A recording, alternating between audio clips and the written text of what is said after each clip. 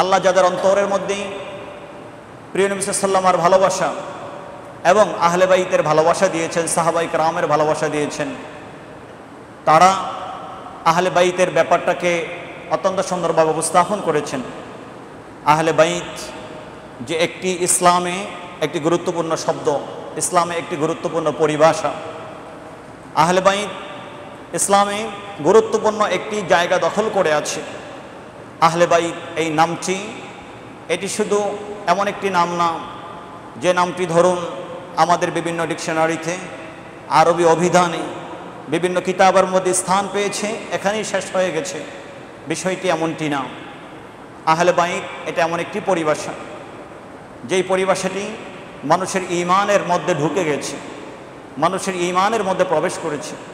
আহলে বাইত এমন একটি পরিভাষা, যেই পরিভাষাটি প্রিয় নবী সাল্লাল্লাহু আলাইহি ওয়াসাল্লামের অনেক হাদিসের মধ্যে প্রকাশিত হয়েছে। যেই পরিভাষাটি প্রিয় নবী সাল্লাল্লাহু আলাইহি ওয়াসাল্লাম অত্যন্ত গুরুত্বের সাথে উম্মতের সামনে উপস্থাপন করেছেন। আহলে বাইত এমন একটি অবস্থান, এমন একটি পরিচয়, যাদের সাথে সম্পৃক্ত থাকা, যাদের সাথে সম্পর্ক রাখা দুনিয়াতে এবং আখিরাতে সবাই চেয়েছেন তাদের সাথে সম্পর্ক রাখতে। হযরতে সাইয়্যিদুনা আবু বকর রাদিয়াল্লাহু তাআলা আনহু, যাকে জান্নাতের সার্টিফিকেট দেওয়া হয়েছে, যিনি আশারায়ে মুবাশশারা অর্থাৎ যেই 10 জনকে জান্নাতের সার্টিফিকেট দিয়েছেন প্রিয় নবী সাল্লাল্লাহু আলাইহি ওয়াসাল্লাম, তাদের মধ্যে প্রথমে হযরতে সাইয়্যিদুনা আবু বকর রাদিয়াল্লাহু তাআলা আনহু, তিনিও চেয়েছেন আহলে বাইতের সাথে সম্পর্ক রাখতে, প্রিয় নবী সাল্লাল্লাহু আলাইহি ওয়াসাল্লামের বংশধরদের সাথে সম্পর্ক রাখতে। ইসলামের দ্বিতীয় খলিফা হযরতে সাইয়্যিদুনা ওমর ফারুক রাদিয়াল্লাহু তাআলা আনহু, তিনিও চেয়েছেন আহলে বাইত নবী বংশের সাথে সম্পর্ক রাখতে। হযরতে সাইয়্যিদুনা ওসমান যুন্নুরাইন রাদিয়াল্লাহু তাআলা আনহু, তিনিও চেয়েছেন প্রিয় নবী সাল্লাল্লাহু আলাইহি ওয়াসাল্লামের বংশধরদের সাথে সম্পর্ক রাখতে। সাহাবায়ে কেরাম সবাই চেয়েছেন, সবাই চাইতেন। সাহাবিয়তের মাকাম আল্লাহ তাদেরকে দান করেছেন।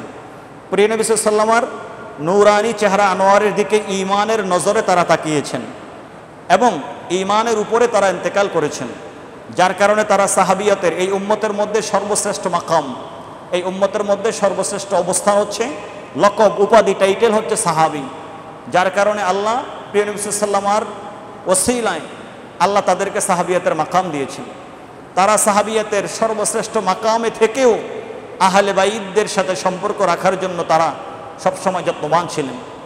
প্রিয় নবী সাল্লাল্লাহু আলাইহি ওয়াসাল্লাম সবাইকে তাকিদ করেছেন, প্রিয় নবী সাল্লাল্লাহু আলাইহি ওয়াসাল্লাম সাহাবায়ে কেরামদেরকে তাকিদ করেছেন আহলে বাইতদের সাথে সম্পর্ক রাখার জন্য, বিশেষ করে প্রিয় নবী সাল্লাল্লাহু আলাইহি ওয়াসাল্লামের বংশধরদের সাথে সম্পর্ক রাখার জন্য।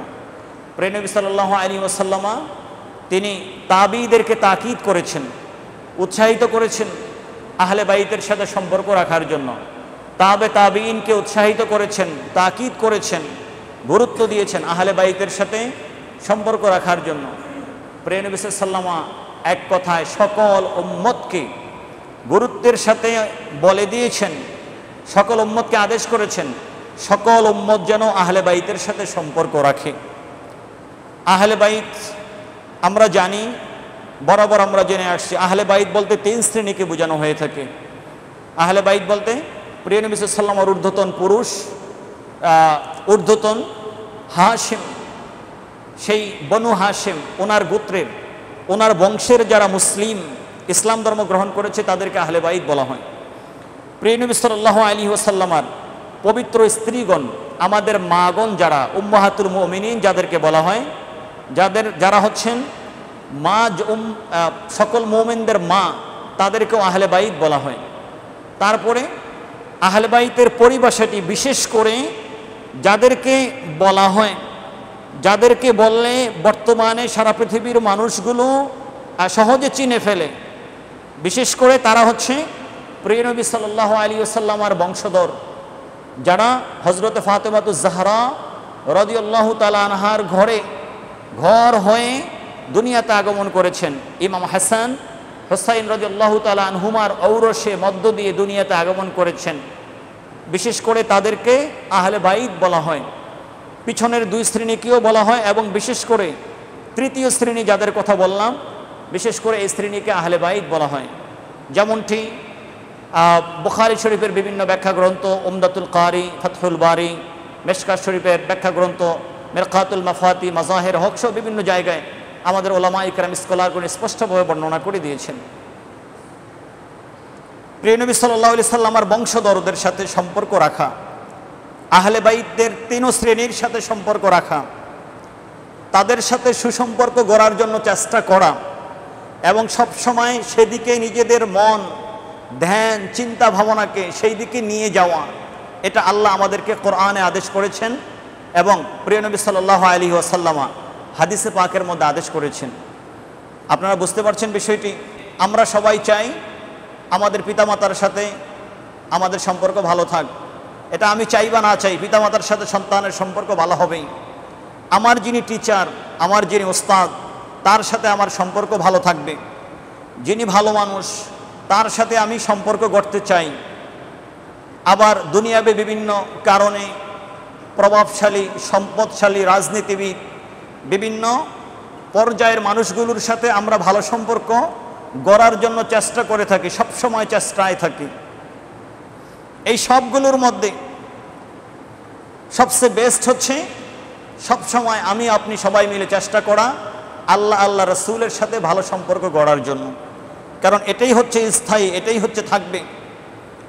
আর আল্লাহ রসুলের সাথে ভালো সম্পর্ক গড়ার অনেকগুলো উপায় আছে।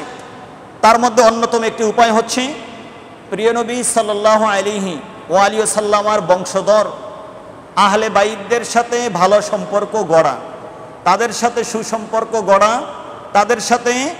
তাদের সাথে বন্ধুত্বমূলক সম্পর্ক গড়া, তাদেরকে অভিভাবকের জায়গায় রাখা, সম্মানের জায়গায় রাখা, তাদেরকে শ্রদ্ধার জায়গায় রাখা, তাদেরকে ভালোবাসার জায়গায় রাখা, তাদেরকে হৃদয়ের মণিকুটরে গভীরে গহীনে তাদেরকে স্থান দেওয়া।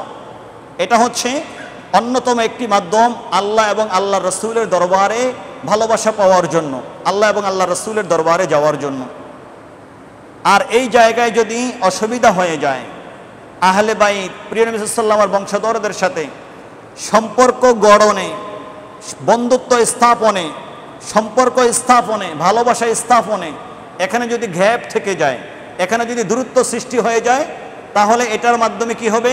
আল্লাহ রসুলের সাথে সম্পর্ক গড়ার মধ্যে দূরত্ব সৃষ্টি হয়ে যাবে। রেজাল্ট কি দাঁড়াবে?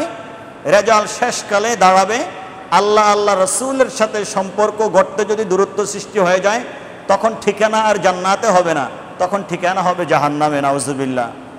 এই জন্য প্রিয় নবী সাল্লাল্লাহু আলাইহি ওয়াসাল্লাম বলেছেন, মান আহাব্বাহুমা ফাকাদ আহাব্বানি ওয়া মান আহাব্বানি ফাকাদ আহাব্বা আল্লাহ তাবারাকা ওয়া তাআলা। যে ব্যক্তি হাসান, হুসাইন রাদিয়াল্লাহু তাআলা আনহুমা, যারা হচ্ছেন প্রিয় নবী সাল্লাল্লাহু আলাইহি ওয়াসাল্লামের বংশধরদের মূলে রয়েছেন, যারা হাসান এবং হুসাইন রাদিয়াল্লাহু তাআলা আনহুমাকে ভালোবাসবে, তারা আমি নবীকে ভালোবাসলো। সুবহানাল্লাহি ওয়া বিহামদিহি। তার মানে প্রিয় নবী সাল্লাল্লাহু আলাইহি ওয়াসাল্লামের বংশধরকে ভালোবাসা, এটা একটা প্রতীক, এটা একটা আলামত, এটা একটা সিম্বল। কিসের জন্য? এটা প্রমাণ করবে আমি আপনি অথবা যার অন্তরের মধ্যে আহলে বাইতের ভালোবাসা আছে, এটা প্রমাণ করবে তারা অন্তরের মধ্যে নবী মুস্তাফা সাল্লাল্লাহু আলাইহি ওয়াসাল্লামের ভালোবাসা আছে। আর নবী মুস্তাফার ভালোবাসা এটা প্রমাণ করবে ওই ব্যক্তি আল্লাহকে ভালোবাসেন। আর আল্লাহকে যে ভালোবাসবে আদখালাহুল্লাহু আল জান্নাতা, আল্লাহ রাব্বুল আলামিন তাকে আল্লাহর জান্নাতে প্রবেশ করিয়ে দিবেন। সুবহানাল্লাহ। আর যদি বিপরীতটা হয় তাহলে কি হবে? ওমান আবগাদাহুমা, আল্লাহ আমাদেরকে হেফাজত করুন, বলুন আমিন। প্রিয় নবী সাল্লাল্লাহু আলাইহি ওয়াসাল্লাম বলেছেন, ওমান আবগাদাহুমা, যারা হাসান হুসাইন রাদিয়াল্লাহু তাআলা আনহুমা, যারা নবীর বংশের মূলে রয়েছেন, যারা এই দুইজনকে ভালোবাসবে না, এই দুইজনকে যারা অপছন্দ করবে, এই দুইজনের সাথে যাদের সম্পর্কের দূরত্ব থাকবে, এই দুইজনের সাথে যাদের দুশ্মনী থাকবে, সেটা কাছ থেকে হোক অথবা দূর থেকে হোক, সেটা কারবালার ময়দানে উপস্থিত থেকে হোক দুশ্মনীটা, অথবা কারবালার ময়দানে উপস্থিত না থেকে সিরিয়া দামেস্ক থেকে সেখান থেকে তীর নিক্ষেপ করে লক্ষ্যবস্তু কারবালার ইমাম হুসাইনকে বানানো হোক, সেই দুশ্মনীর সম্পর্ক কাছ থেকে হোক দূর থেকে হোক, ওই যুগে হোক বর্তমান যুগে হোক, কিয়ামত পর্যন্ত হোক, এই ধরনের দূরত্ব, দুশ্মনীর সম্পর্ক, বিদ্বেষ যাই কিছু থাকুক না কেন, আল্লাহর হাবিব বলেছেন ফাকাদ আবগাদানি, বুঝতে হবে সে শুধু হাসান হুসাইন রাদিয়াল্লাহু তাআলা আনহুমাকে অপছন্দ করে না, সে মূলত আমি নবীকেও অপছন্দ করে, আমি নবীকেও ভালোবাসে না। নাউজুবিল্লাহ বলেন। আর দেখেন, এটা একটা চেইনের মতো, এটা একটা বন্ধন, একটার সাথে আরেকটা চলে আসছে। আর যদি আমাকে, আমার হাসান হোসাইনকে ভালো না বাসে, তাহলে বোঝা যাবে সে আমাকে ভালোবাসছে না। আর যে আমাকে ভালোবাসবে না, সে আল্লাহ রাব্বুল আলামিনকেও মূলত ভালোবাসে না। আর যে আল্লাহ রাব্বুল আলামিনকে ভালোবাসবে না, আল্লাহ রাব্বুল আলামিন কি তাকে জান্নাতে দিবেন না জাহান্নামে দিবেন? তার জন্য কি আল্লাহর জান্নাত আছে? আল্লাহ তো তাকে কোথায় দিবেন? আল্লাহ তাকে জাহান্নামে দিবেন। কারণ আল্লাহ আল্লাহ রাসূলের ভালোবাসা যে অন্তরের মধ্যে থাকবে না, সেই অন্তর, সেই দেহ, সেই মন তো কখনো জান্নাতে যেতে পারবে না, তারা জাহান্নামে যাবে। নাউজুবিল্লাহ, আল্লাহ যেন আমাদেরকে হেফাজত করে, আল্লাহুম্মা আমিন। তাহলে আমরা বুঝতে পারলাম এই হাদিস খানাকে ইমাম তিরমিজি রাহমাতুল্লাহ আলাইহি সুনানে তিরমিজির মধ্যে উল্লেখ করেছেন, এবং অনেক মুহাদ্দিসিন ইকরাম, হাদিসের আইম্মা ইকরাম তাদের কিতাবগুলোর মধ্যে উল্লেখ করেছেন। এই হাদিস আমাদের কাছে স্পষ্ট বলে দিয়েছে আহলে বাইত, আওলাদে রাসূল, প্রিয় নবী সাল্লাল্লাহু আলাইহি ওয়াসাল্লামের বংশধরদের সাথে সম্পর্ক গড়ার জন্য আজীবন চেষ্টা করতে হবে। কারণ কি জানেন, এই সম্পর্ক আমাকে একটা স্থায়ী ঠিকানার দিকে নিয়ে যাবে। সেটা হচ্ছে মুসলিম শরীফের হাদিস। প্রিয় নবী সাল্লাল্লাহু আলাইহি ওয়াসাল্লাম বলেছেন, পৃথিবীর মানুষ শোনো, আলা ইন্নী উযাক্কিরুকুমুল্লাহ ফি আহলি বাইতি, উযাক্কিরুকুমুল্লাহ ফি আহলি বাইতি, উযাক্কিরুকুমুল্লাহ ফি আহলি বাইতি। শোনো আমার উম্মত, আমি তোমাদেরকে আমার আহলে বাইতের ব্যাপারে সাবধান করে দিচ্ছি। আমার আহলে বাইতের স্মরণ, আমার আহলে বাইতের বিষয়টি তোমাদেরকে আমি স্মরণ করিয়ে দিচ্ছি। সাবধান, তাদের বিষয়টি অত্যন্ত সাবধানতার সাথে তোমরা গ্রহণ করবে। যেভাবে অন্য হাদিসের মধ্যে প্রিয় নবী সাল্লাল্লাহু আলাইহি ওয়াসাল্লাম সাহাবায়ে কেরামদের ক্ষেত্রে বলেছেন, আল্লাহ আল্লাহ ফি আসহাবি, আল্লাহ আল্লাহ ফি আসহাবি, আল্লাহ আল্লাহ ফি আসহাবি। সাবধান করে দিচ্ছি, আল্লাহকে সামনে রেখে তোমাদেরকে সাবধান করে দিচ্ছি, আমার সাহাবায়ে কেরামের বিষয়টি তোমরা হালকাভাবে দেখবে না। আবার বললেন, সাবধান করে দিচ্ছি আমার সাহাবীদের বিষয়ে, তোমাদের মাধ্যমে যেন তাদের ইজ্জত নষ্ট না হয়। আবার বলে দিলেন, আল্লাহকে সামনে রেখে তোমাদেরকে সাবধান করে দিচ্ছি, আমাদের সাহাবী যেন, আমার যে কোনো সাহাবী যেন তোমাদের সামনে অসম্মানের পাত্র না হয়, সমালোচনার পাত্র না হয়, বরং তাদেরকে মর্যাদার সর্বোচ্চ আসনে সমাসীন করতে হবে, তাদের অনুসরণ করতে হবে, তাদের ইত্তেবা করতে হবে। কারণ তাদের অনুসরণই হচ্ছে আমি নবী মুস্তাফার অনুসরণ। সুবহানাল্লাহ। ঠিক বর্তমান হাদিসে মুসলিম শরীফে প্রিয় নবী সাল্লাল্লাহু আলাইহি ওয়াসাল্লাম তিনি বলে দিচ্ছেন, ইন্নী তারিকুন ফিকুমুস সাকালাইন, শোনো আমি তোমাদের কাছে দুইটি ভারী জিনিস রেখে যাচ্ছি। দুইটা ভারী, এটার ওজন অনেক বেশি, এটা তোমরা বহন করার মতো তোমাদের সামর্থ্য নাই, বহন করতে পারবে না। তবে এই দুইটার সাথে তোমরা সম্পর্ক রাখবে। এই দুইটার বোঝা তোমরা কাঁধে নিতে পারবে না, সেই সামর্থ্য তোমাদের নাই, শক্তি নাই, সেই পাওয়ার তোমাদের নাই। তবে এই দুইটার সাথে সম্পর্ক রাখবে, জড়িত থাকবে, কখনো ছাড়বে না। কারণ এই দুইটার সাথে যদি সম্পর্ক রাখো, এই দুইটা তোমাদের সাথে স্থায়ীভাবে সম্পর্ক গড়ে তুলবে। আর সেই সম্পর্কের শেষ পরিণতি হচ্ছে এই দুইটা তোমাদেরকে নিয়ে আমি নবী মুস্তাফার দরবারে কিয়ামতের ময়দানে হাউজে কাউসারে উপস্থিত হবে। সুবহানাল্লাহ। সেই দুইটা কি? সেই দুইটা হচ্ছে, একটা হচ্ছে কিতাবুল্লাহ ওয়া হুয়া হাবলুন মামদুদ, একটা ভারী, সেটা হচ্ছে আল্লাহর কিতাব, আল্লাহর কোরআন। এটা অনেক ভারী, কিতাবুল্লাহ অনেক ভারী। আল্লাহ বলেছেন কাউলান সাকিলা, আমি আপনার কাছে ভারী একটি কিতাব, কাউল আমার বাণী নাজিল করেছি, অনেক ভারী। তো এই ভারী এই কিতাবুল্লাহর সাথে তোমরা সম্পর্ক রাখবে, কিতাবুল্লাহ অনুযায়ী আমল করবে, দিন রাত তেলাওয়াত করবে, নামাজে পড়বে, নামাজের বাহিরে পড়বে। আল্লাহর কোরআন যেভাবে বলে, কোরআনে কারীম, সেইভাবে তোমরা তোমাদের জীবনকে গঠন করবে কোরআন সুন্নাহ অনুযায়ী। এক, তারপরে 2 নম্বরে বললেন আরেকটি ভারী জিনিস হচ্ছে আহলু বাইতি, আরেকটি ভারী জিনিস হচ্ছে আমার বংশধর, আমার আহলে বাইত। আমি তোমাদের কাছে তাদেরকে রেখে যাচ্ছি। বুঝতে পারছেন? কোরআনে কারীমকে এখানে উল্লেখ করেছেন, আপনারা ভালো করে বুঝেন বিষয়টি। এখানে মাত্র 2টি ভারী জিনিসের কথা উল্লেখ করলেন।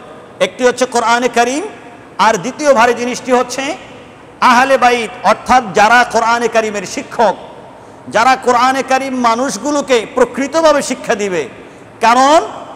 কারণ কোরআনে কারীম নাজিল হয়েছে সরকারে কায়নাতের উপরে, আর সরকারে কায়নাতের যে রাজ ছিল সেই রাজগুলো আল্লাহ গোপন রেখেছেন আহলে বাইতের সিনার মধ্যে।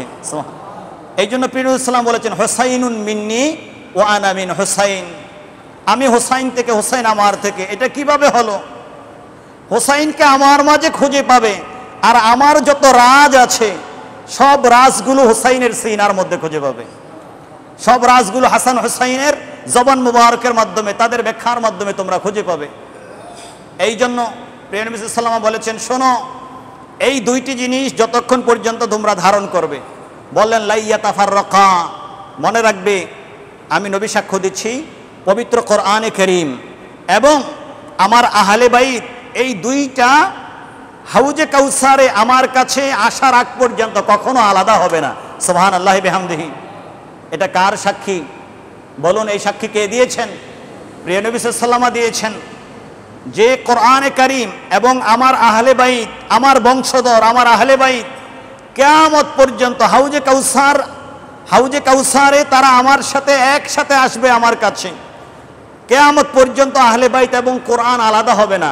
তার মানে কোরআনের যেই পথ, কিয়ামত পর্যন্ত আহলে বাইতের সেই পথ থাকবে, আর আহলে বাইত যেই পথের অনুসরণ করবে ওই পথেই হবে কোরআনের পথ। ঠিক কিনা বলেন? এটাই তো আল্লাহর হাবিব পাক সাল্লাল্লাহু আলাইহি ওয়াসাল্লাম কোরআনে কারীমের হাদিসে পাকের মধ্যে বলেছেন।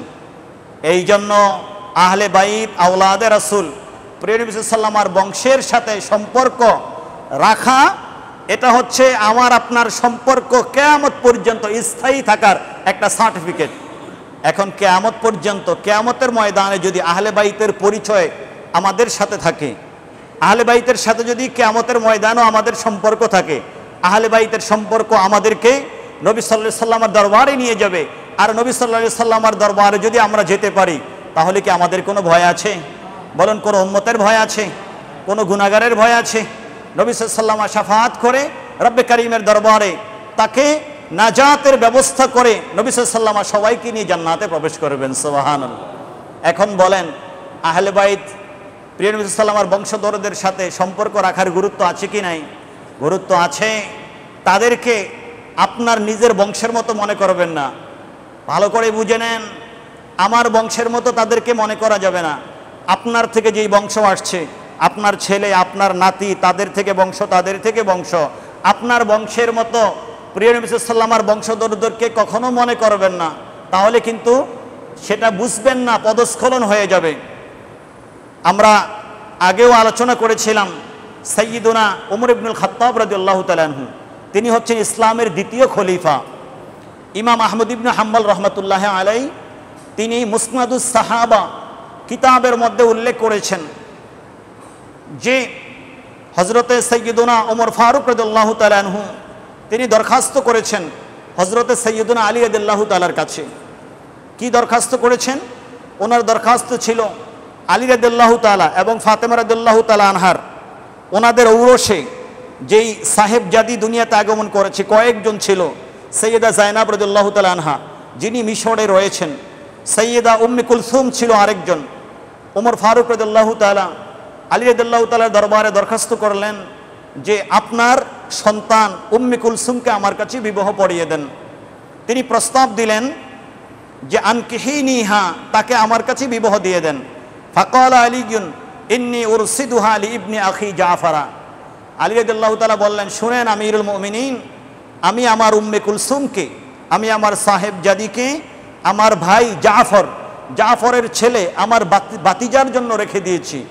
আমরা খেয়াল করেছি আমার কন্যাকে আমার ভাইয়ের ছেলের সাথে বিবাহ দেব, আমি তাকে তার জন্য রেখে দিয়েছি।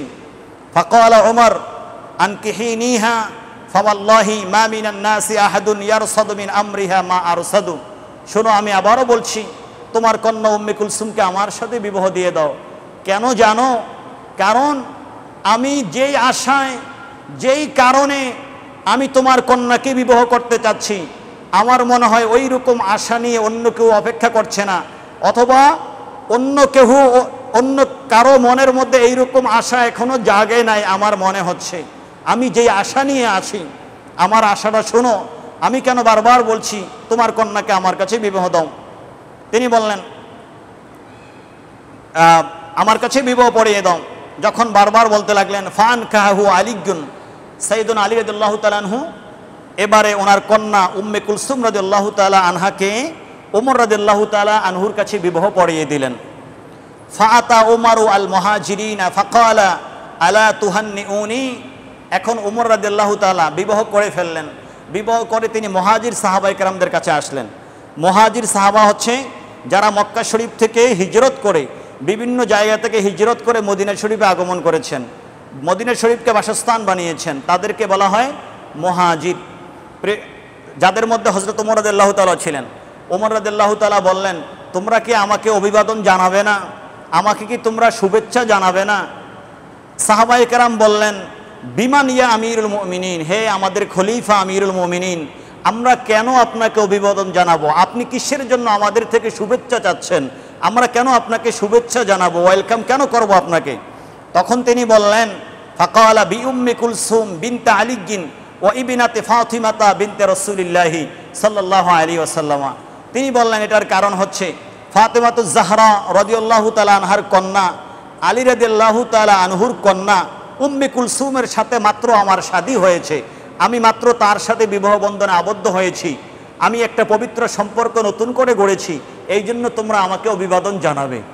কারণ কি জানো? কারণ হচ্ছে ইন্নী সামি'তু রাসূলুল্লাহি সাল্লাল্লাহু আলাইহি ওয়াসাল্লাম ইয়াকুলু কুল্লু নাসাবিন ওয়া সাবাবিন ইয়ানকাতি ইয়াউমাল কিয়ামাতি ইল্লা মা কানা মিন সাবাবি ওয়া নাসাবি ফাহবাবতু আন ইয়াকুনা বাইনি ওয়া বাইনা রাসূলিল্লাহি সাল্লাল্লাহু আলাইহি ওয়াসাল্লাম সাবাবুন ওয়া নাসাবুন। কারণ হচ্ছে আমি প্রিয় নবী সাল্লাল্লাহু আলাইহি ওয়াসাল্লামের জবান মোবারক থেকে শুনেছি দুনিয়াতে যত সম্পর্ক আছে রক্তের, যেমন পিতা পুত্রের সম্পর্ক রক্তের সম্পর্ক, দাদা নাতির সম্পর্ক রক্তের সম্পর্ক, মা ছেলের সম্পর্ক রক্তের সম্পর্ক, রক্তের সম্পর্ক যত রক্তের সম্পর্ক আছে এবং রক্ত ছাড়া যত সম্পর্ক হয়, যেমন দুগ্ধপানের কারণে সম্পর্ক হয়, তারপরে আপনার বিবাহের কারণে সম্পর্ক হয়, পৃথিবীতে যত সম্পর্ক আছে কিয়ামতের ময়দানে কোনো সম্পর্কের পরিচয় থাকবে না। সব সম্পর্কগুলো কেটে যাবে, সব সম্পর্কগুলো সেখানে একজন আরেকজনের সাথে পরিচয় দিবে না। শুধুমাত্র প্রিয় নবী সাল্লাল্লাহু আলাইহি ওয়াসাল্লাম বলেছেন একটা সম্পর্ক কিয়ামতের ময়দানে বাকি থাকবে। সেই সম্পর্কটা হচ্ছে আমি নবী মুস্তাফার বংশের সাথে যাদের সম্পর্ক আছে, আমি নবী মুস্তাফার বংশের সাথে যাদের সম্পৃক্ততা আছে, ওই পরিচয়টা শুধু আল্লাহ কিয়ামতের ময়দানে বাকি রাখবেন, আর সব সম্পর্ককে আমার আল্লাহ কেটে দিবেন। সুবহানাল্লাহ। এই জন্য আমি ওমর চাই আমার সম্পর্কটা যেন কিয়ামতে বাকি থাকে, যার কারণে নবী মুস্তাফার পরিবারের সাথে আমি বিবাহের সম্পর্কে সম্পৃক্ত হয়েছি। ওনার সাহেবজাদি আলী রাদিয়াল্লাহু তাআলা আনহু ফাতেমাতুজ জাহরা রাদিয়াল্লাহু তাআলা আনহার সাহেবজাদিকে আমি বিবাহ করেছি। আমি এখন নিশ্চিত হয়ে গেছি আমি ওমরের পরিচয় কিয়ামতের ময়দানে কেটে যাবে না, বরং আমার বংশ আমার পরিচয়টা কিয়ামতের ময়দানে অটুট থাকবে। কারণ আমি নবী মুস্তাফার বংশের সাথে আমি সম্পৃক্ত হয়েছি, সেই বংশকে আমি ভালোবাসি, বংশের সাথে আমার বন্ধন সৃষ্টি হয়ে গিয়েছে। সুবহানাল্লাহ।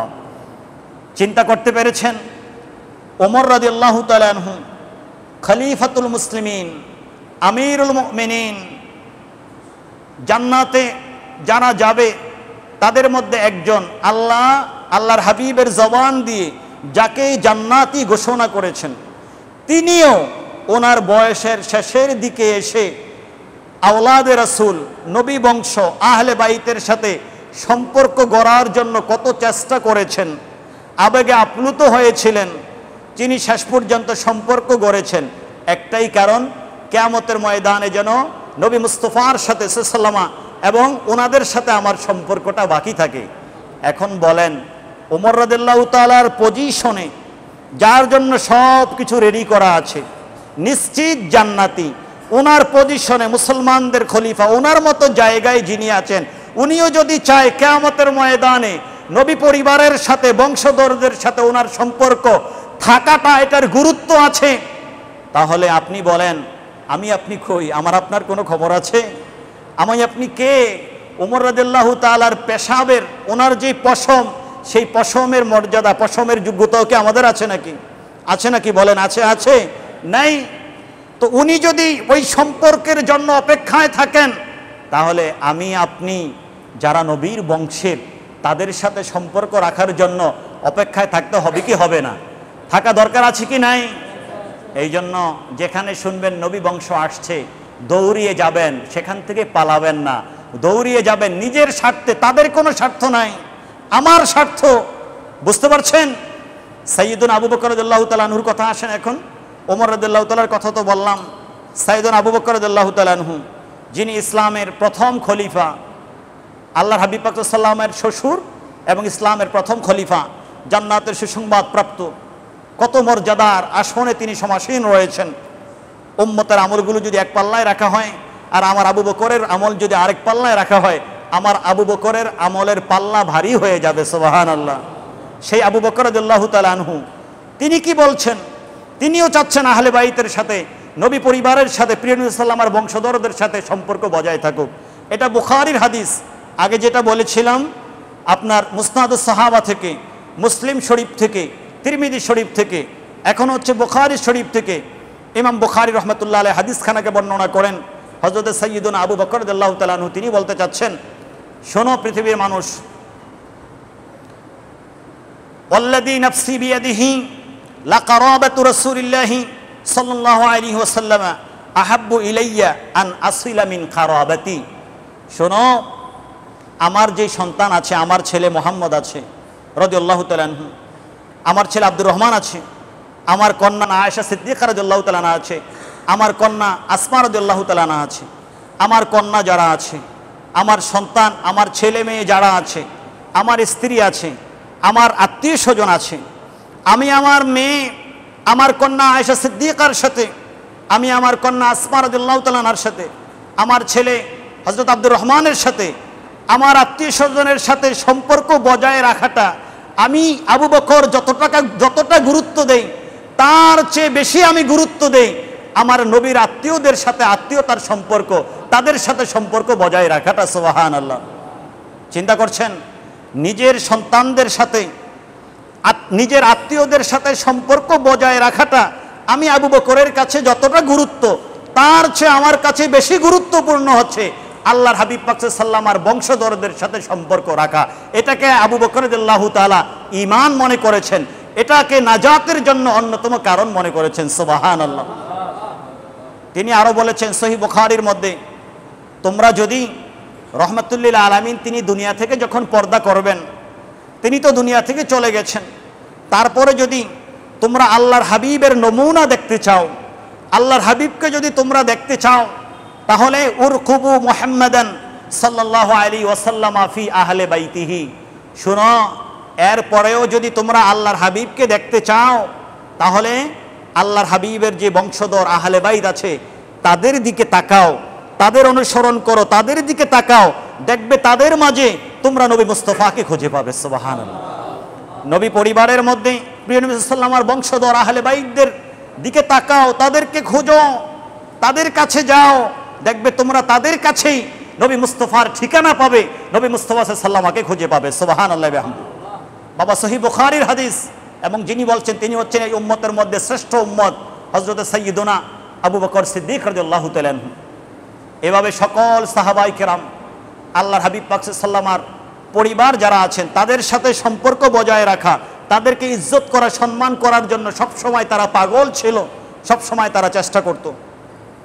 হযরতে ইমাম ইবনুল মুকরি রহমতুল্লাহ আলাইহি তিনি ওনার তাকবিলুল ইয়াদ অর্থাৎ হাত চুমু খাওয়া, আপনারা দেখবেন কোথাও কোথাও দেখা যায় যে যারা হক্কানি উলামায়ে কেরাম, যারা বুজুর্গানে দ্বীন, হক্কানি পীর মাশায়েখ, যে মানুষগুলো গিয়ে তাদের হাত চুমু খায়, এটাকে বলা হয় আরবিতে তাকবিলুল ইয়াদ।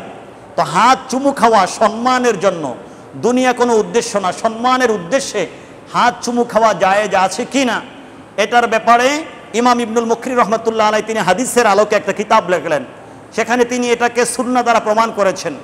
তার মধ্যে একটি হাদিস তিনি এনেছেন যে হযরত আম্মার ইবনে আবি আম্মার রাদিয়াল্লাহু তাআলা থেকে হযরত যায়েদ ইবনে সাবিত রাকিবা ইয়াওমান ফাখাযা ইবনু আব্বাসিন বিরিকাবিহি। যায়েদ বিন সাবিত রাদিয়াল্লাহু তাআলা আনহু তিনি হচ্ছেন ওহী লেখক।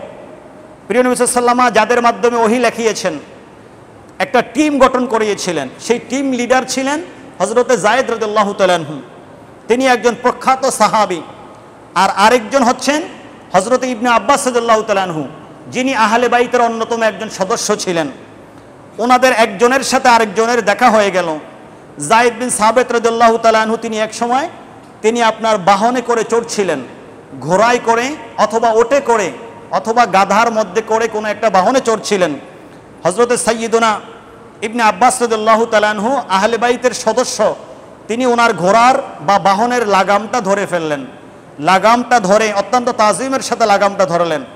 লাগামটা যখন ধরলেন তখন যায়েদ বিন সাবিত বললেন, তানাহা ইয়া ইবনা আম্মি রাসূলিল্লাহ সাল্লাল্লাহু আলাইহি ওয়াসাল্লাম, হে প্রিয় নবীর চাচাতো ভাই আহলে বাইতের সদস্য, আপনি এটা কি করছেন? আপনি সরে যান, আমি এটা আপনার জন্য এটা মানায় না, আপনি আহলে বাইতের একজন সদস্য।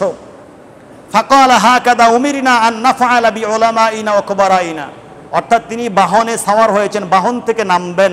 ইবনে আব্বাস রাদিয়াল্লাহু তাআলা আনহু ওনাকে সহায়তা করতেছেন, নামার জন্য ওনাকে ইজ্জত করতেছেন। উনি বললেন যে না, এটা আপনি করবেন না, কারণ আপনি আহলে বাইতের সদস্য, আপনাদের মর্যাদা অনেক বেশি। তখন তিনি বললেন, এইভাবেই আমাদের নবী আদেশ করেছেন আমাদের যারা আলেম, আমাদের যারা বয়োজ্যেষ্ঠ তাদেরকে সম্মান করার জন্য। সুবহানাল্লাহ। তো আপনি এই সাহাবীদের মধ্যে অন্যতম আলেম এবং আপনি হচ্ছেন বয়োজ্যেষ্ঠ, বয়সে বড় আমার থেকে, এই জন্য আমি আপনাকে সম্মান করছি। সুবহানাল্লাহ বিহামদিহি। এখন প্রধান ওহী লেখক যায়েদ বিন সাবিত রাদিয়াল্লাহু তাআলা আনহু তিনি কি করলেন? তিনি বললেন, আরিনি ইয়াদাকা, হে আহলে বাইতের সদস্য, আহলে বাইত সদস্য ইবনে আব্বাস রাদিয়াল্লাহু তাআলা আনহু, আমাকে আপনার হাতটা দেখান, আপনার হাতটা আমি দেখতে চাই। ফাখরাজা ইয়াদাহু, ইবনে আব্বাস রাদিয়াল্লাহু তাআলা আনহু তিনি তার হাতকে বের করলেন। ফাকাব্বালাহা, হাতকে বের করা মাত্রই যায়েদ বিন সাবিত রাদিয়াল্লাহু তাআলা আনহু হাতটাকে নিয়ে এই হাতের মধ্যে তিনি চুমু খেয়ে ফেললেন। কার হাতে চুমু খাইলেন? আহলে বাইতের সদস্য হযরত ইবনে আব্বাস রাদিয়াল্লাহু তাআলার হাতে চুমু খাইলেন। তারপরে যায়েদ বিন সাবিত রাদিয়াল্লাহু তাআলা আনহু তিনি বললেন, ফাকালা হাকাদা উমিরনা আন নাফআলা বি আহলি বাইতি নবিয়্যিনা সাল্লাল্লাহু আলাইহি ওয়াসাল্লাম, এইভাবেই আল্লাহর হাবিব আমাদেরকে আদেশ করেছেন, আল্লাহ রাসূল আদেশ করেছেন, আমরা যেন আহলে বাইতদেরকে যেভাবে যেখানে পাই সেখানে যেন আমরা তাদেরকে ইজ্জত করি, সম্মান করি। সুবহানাল্লাহ। দেখেছেন সাহাবায়ে কেরামদের মাঝে আহলে বাইতের মাঝে কত সম্পর্ক ছিল। সাহাবায়ে কেরাম আহলে বাইতদেরকে কখনো আলাদা করবেন না, একজনকে আরেকজনের বিপরীতে দাঁড় করাবেন না। সাহাবায়ে কেরাম আহলে বাইত তারা একজন আরেকজনের সাথে জড়িত ছিল, মধুর সম্পর্ক তাদের মাঝে ছিল। বুঝতে পারছেন? সাহাবায়ে কেরাম আহলে বাইতকে ভালোবাসতেন, আবার আহলে বাইতও সাহাবায়ে কেরামদেরকে ভালোবাসতেন। এই জন্য যারা আহলে সুন্নাতুল জামাত তারা সাহাবায়ে কেরামদেরকেও ভালোবাসেন, আহলে বাইতকেও ভালোবাসেন। সুবহানাল্লাহ বিহামদিহি। কিন্তু বিপদগামী যেই দলগুলো রয়েছে, খারিজি ফেরকা, নাসিবি ফেরকা, তারা আহলে বাইতকে ভালোবাসে না, তারা শুধু সাহাবায়ে কেরামদেরকে ভালোবাসে। আবার রাফিজি ফেরকা, শিয়া ফেরকা, তারা শুধু আহলে বাইতকে ভালোবাসে, তারা সাহাবায়ে কেরামদেরকে ভালোবাসে না। কিন্তু আহলে সুন্নাতুল জামাত সাহাবায়ে কেরামকেও ভালোবাসে, আহলে বাইতকেও ভালোবাসে।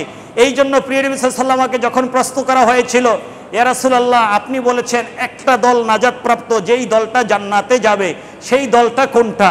প্রিয় নবী সাল্লাল্লাহু আলাইহি ওয়াসাল্লাম সেই দলের পরিচয় বলেছেন, সেই দলটা হচ্ছে আহলে সুন্নাহ ওয়াল জামাআহ মা আনা আলাইহি ওয়া আসহাবি। সুবহানাল্লাহ, সুবহানাল্লাহ। কারণ আহলে সুন্নাতুল জামাতের যেই দল, যেই ধারা, যেই লাইন, যেই রাস্তা, এটা বানানো না, এটা এই রাস্তা ১৫০০ বছর ধরে, ১৫০০ বছর আগে এই রাস্তা তৈরি করা হয়েছে। এই রাস্তা এখনো চলছে, কিয়ামত পর্যন্ত এই রাস্তা থাকবে। এই রাস্তার মাঝে শান্তি খুঁজে পাওয়া যাবে।